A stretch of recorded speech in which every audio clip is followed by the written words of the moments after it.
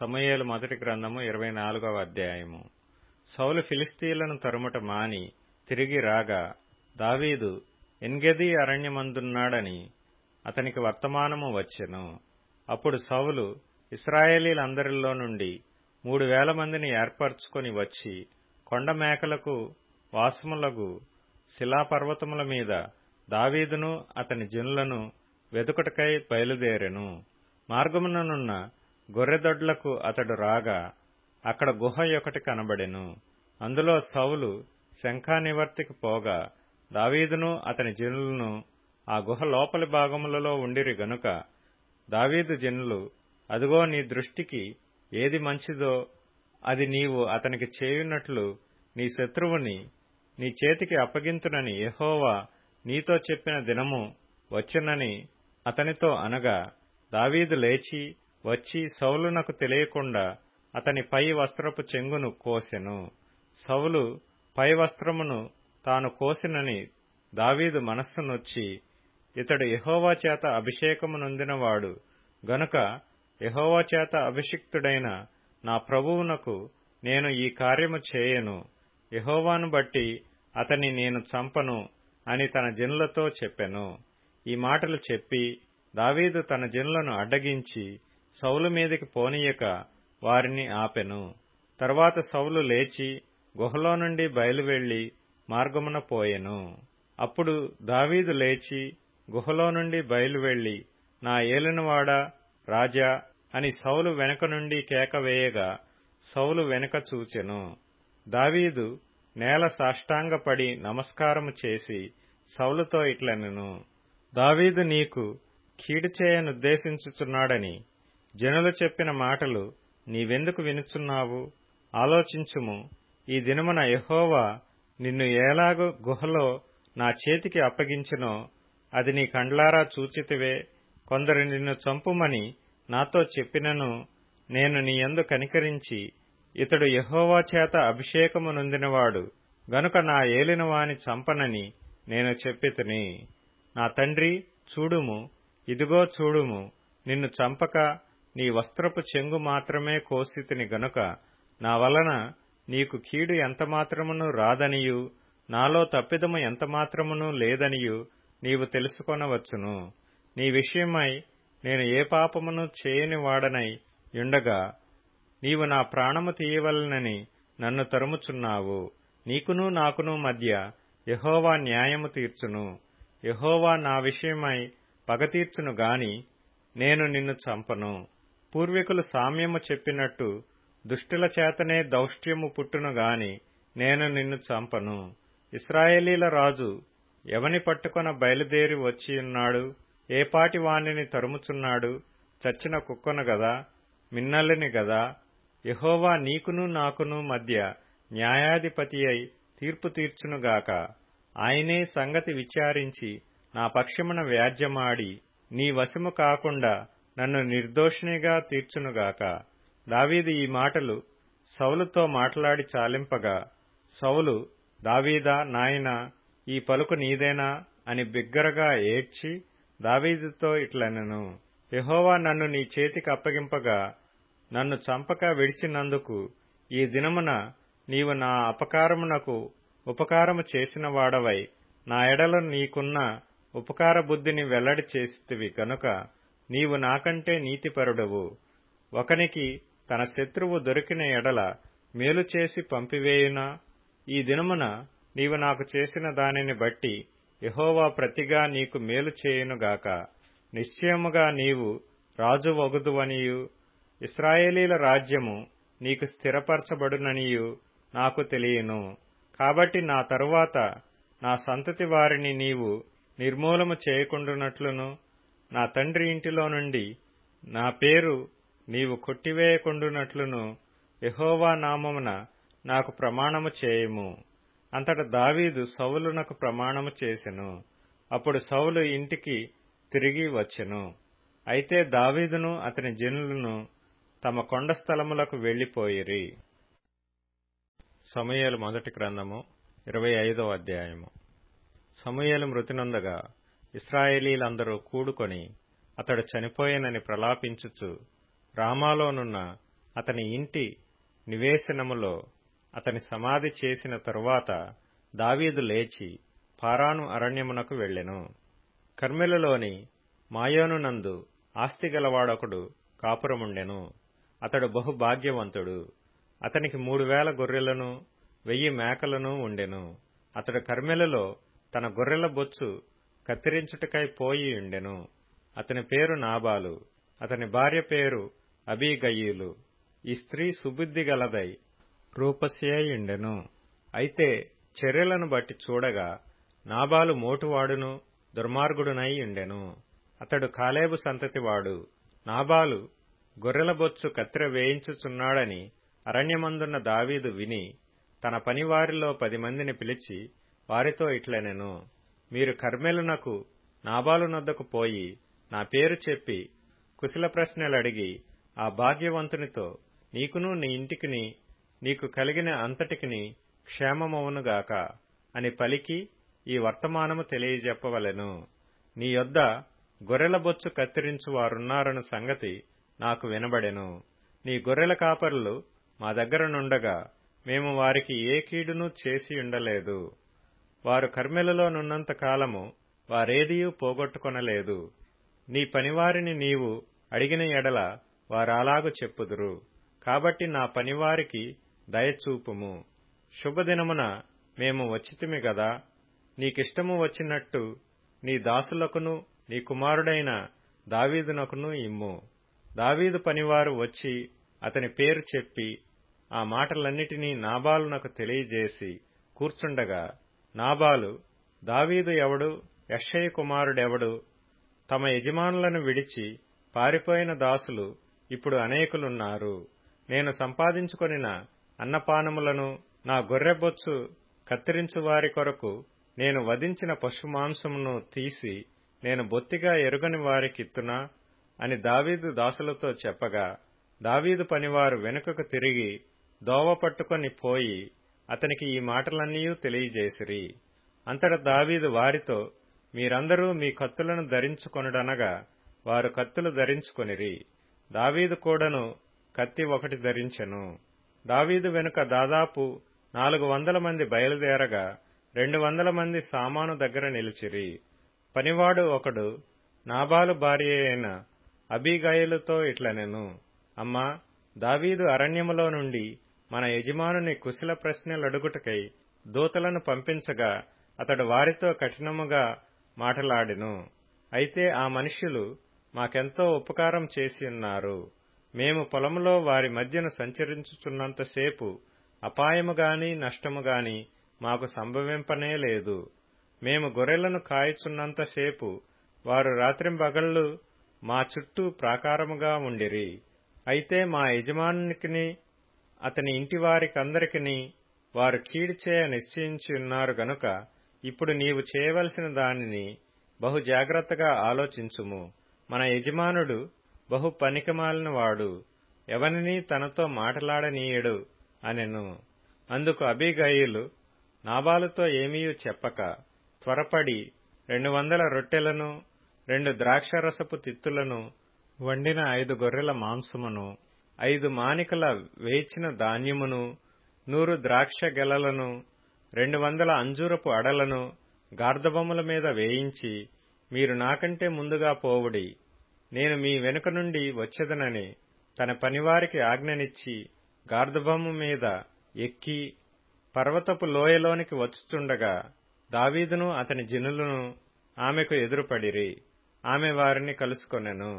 అంతకు మునుపు దావీదు నాబాలునకు కలిగిన దాని అంతటిలో ఏదియూ పోకుండా ఈ అరణ్యములో అతని ఆస్తి అంతయు నేను వ్యర్థముగా కాయిచూ వచ్చితిని, ఉపకారమునకు నాకు అపకారము చేసియున్నాడే అని అనుకొని అతనికున్న వారిలో ఒక మగపిల్లవానినైనను తెల్లవారునప్పటికీ నేనుండనియ్యను, లేదా దేవుడు మరి గొప్ప అపాయము దావీదు శత్రువులకు కలుగజేయునుగాక అని ప్రమాణము చేసియుండెను.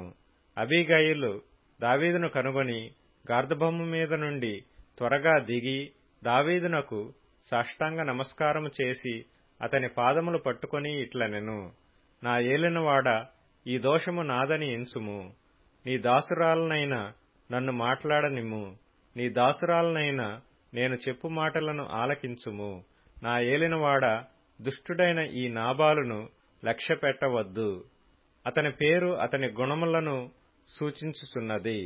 అతని పేరు నాబాలు, మోటుతనము అతని గుణము. నా ఏలినవాడు పంపించిన పనివారు నాకు కనబడలేదు. నా ఏలినవాడా, యెహోవా జీవము తోడు, నీ జీవము తోడు, ప్రాణహాని చేయకుండా యెహోవా నిన్ను ఆపియున్నాడు. నీ చెయ్యి నిన్ను సంరక్షించనన్న మాట నిజమని యెహోవా జీవము తోడు, నీ జీవము తోడు అని ప్రమాణము చేయుచున్నాను. నీ శత్రువులను నా ఏలినవాడవైన నీకు కీడు చేయనుద్దేశించు వారును నాబాలు వలె ఉందురుగాక. అయితే నేను నా ఏలినవాడవగు నీ యొద్దకు తెచ్చిన ఈ కానుకను నా ఏలినవాడవగు నిన్ను వెంబడించు పనివారికి ఇప్పించి నీ దాసురాలనైన నా తప్పు క్షమించుము. నా ఏలినవాడవగు నీవు యెహోవా యుద్ధములను చేయుచున్నావు గనుక నా ఏలినవాడవగు నీకు ఆయన శాశ్వతమైన సంతతినిచ్చును.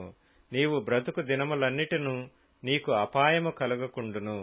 నిన్ను హింసించుటకైనను నీ ప్రాణము తీయుటకైనను ఎవడైనా ఉద్దేశించిన ఎడల నా ఏలినవాడవగు నీ ప్రాణము నీ దేవుడైన యెహోవా యొద్దనున్న జీవపు మూటలో కట్టబడును. ఒకడు వడిసెలతో రాయి విసిరినట్లు ఆయన నీ శత్రువుల ప్రాణములను విసిరివేయును.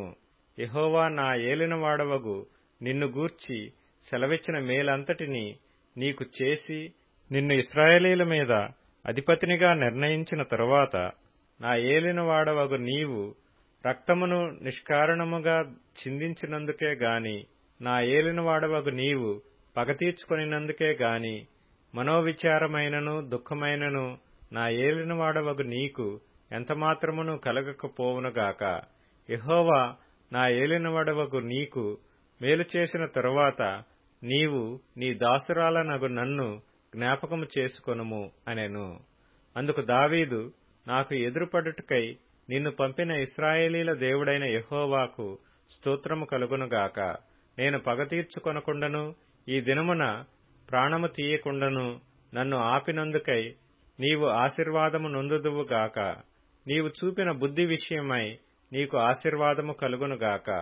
నీవు త్వరపడి నన్ను ఎదుర్కొనకపోయిన ఎడల నీకు హాని చేయకుండా నన్ను ఆటంకపరిచిన ఇశ్రాయేలీల దేవుడైన యెహోవా జీవము తోడు, తెల్లవారులోగా నాబాలునకు మగవాడొకడునూ విడవబడడన్న మాట నిశ్చయము అని చెప్పి తన యొద్దకు ఆమె తెచ్చిన వాటిని ఆమె చేత తీసుకొని, నీ మాటలు నేను ఆలకించి నీ మనవిని అంగీకరించితిని.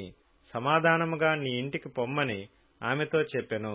అబీగయీలు తిరిగి నాబాలు నొద్దకు రాగా రాజులు విందు చేసినట్లు అతడి ఇంటిలో విందు చేసి త్రాగుచూ బహు సంతోషించుచూ మత్తుగా నుండెను. గనక తెల్లవారు వరకు ఆమె అతనితో కొద్దీ గొప్ప మరేమియూ చెప్పక ఊరకుండెను. ఉదయమున నాబాలునకు మత్తు తగ్గియున్నప్పుడు అతని భార్య అతనితో ఆ సంగతులను తెలియచెప్పగా భయము చేత అతని గుండె పగిలెను. అతడు రాతివలే బిగిసుకొని పోయెను. 10 దినములైన తరువాత యెహోవా నాబాలును మొత్తగా అతడు చనిపోయెను. నాబాలు చనిపోయెనని దావీదు విని యెహోవా నాబాలు చేసిన కీడును అతని తలమీదికి రప్పించెను. గనుక తన దాసుడనైన నేను కీడు చేయకుండా నన్ను కాపాడి నాబాలు వలన నేను పొందిన అవమానమును తీర్చిన యెహోవాకు స్తోత్రము కలుగునుగాక అనెను. తరువాత దావీదు అబీగయీలును పెండ్లి చేసుకొనవలెనని ఆమెతో మాటలాడ తగిన వారిని పంపెను. దావీదు సేవకులు కర్మెలులోనున్న అబీగయీలు నొద్దకు వచ్చి, దావీదు మమ్మను పిలిచి నిన్ను పెండ్లి చేసుకొనుటకై తోడుకొని రండని పంపెననగా ఆమె లేచి సాగిలపడి, నా ఏలినవాని చిత్తము, నా ఏలినవాని సేవకుల కాళ్లు కడుగుటకు నా ఏలినవాని దాసురాలనగు నేను సిద్ధముగా నున్నానని చెప్పి త్వరగా లేచి గార్ధబొమ్మ మీద ఎక్కి తన వెనుక నడుచుచున్న 5 పనికత్తెలతో కూడా దావీదు పంపిన దూతల వెంబడి రాగా దావీదు ఆమెను పెండ్లి చేసుకొనెను. మరియు దావీదు యెజ్రెయేలు స్త్రీ అయిన అహీనోయమును పెండ్లి చేసుకొనియుండెను. వారిద్దరూ అతనికి భార్యలుగా ఉండిరి. సౌలు తన కుమార్తె అయిన మీకాలు అను దావీదు భార్యను పల్తీయేలను గలీము వాడైన లాయీషు కుమారునికి ఇచ్చియుండెను. కీర్తనల గ్రంథం 66వ కీర్తన. దేవుని యందు భయభక్తులు గలవారలారా, మీరందరూ వచ్చి ఆలకించుడి. ఆయన నా కొరకు చేసిన కార్యములను నేను వినిపించెదను. ఆయనకు నేను మొర్రపెట్టితిని, అప్పుడే నా నోట శ్రేష్టమైన కీర్తన యుండెను. నా హృదయములో నేను పాపమును లక్ష్యము చేసిన ఎడల ప్రభువు నా మనవి వినకపోవును.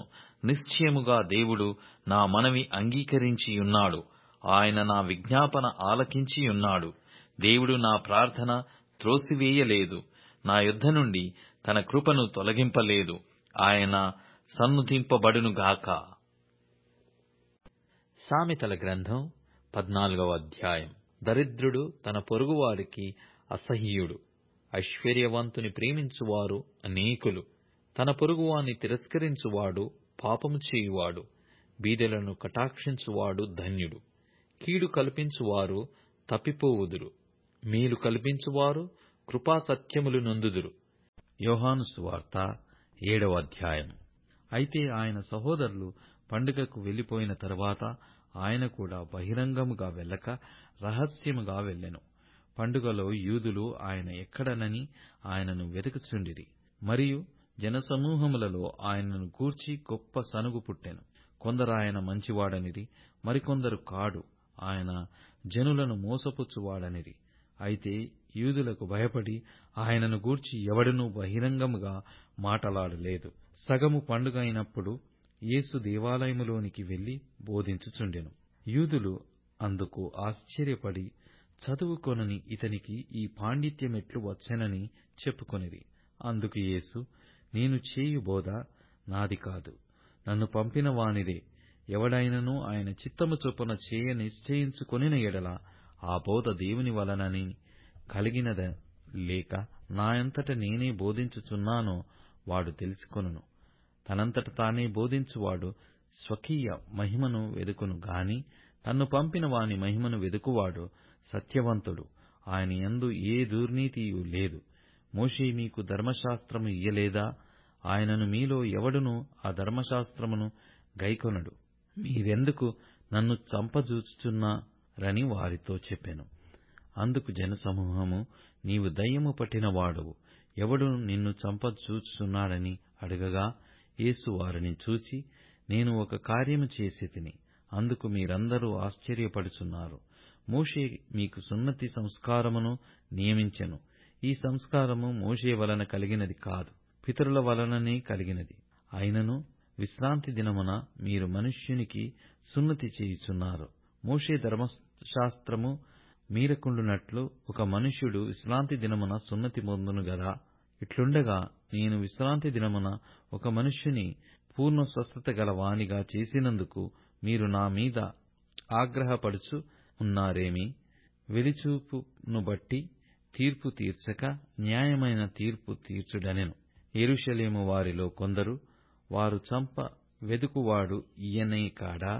ఇదిగో, ఈయన బహిరంగముగా మాటలాడుచున్నను, ఈయనను ఏమనరు, ఈయన క్రీస్తని అధికారులు నిజముగా తెలుసుకొనియుందురా? అయినను ఈయన ఎక్కడివాడో ఎరుగుదము. క్రీస్తు వచ్చునప్పుడు ఆయన ఎక్కడివాడో ఎవడునూ ఎరగడని చెప్పుకొనిరి. కాగా యేసు దేవాలయములో బోధించుచు, మీరు నన్నెరుగుదురు, నేనెక్కడివాడనో ఎరుగుదురు. నాయంతట నేనే రాలేదు, నన్ను పంపినవాడు సత్యవంతుడు, ఆయనను మీరెరుగరు. నేను ఆయన యొద్ద నుండి వచ్చి తిని, ఆయన నన్ను పంపెను గనుక నేను ఆయనను ఎరుగుదునని బిగ్గరగా చెప్పెను.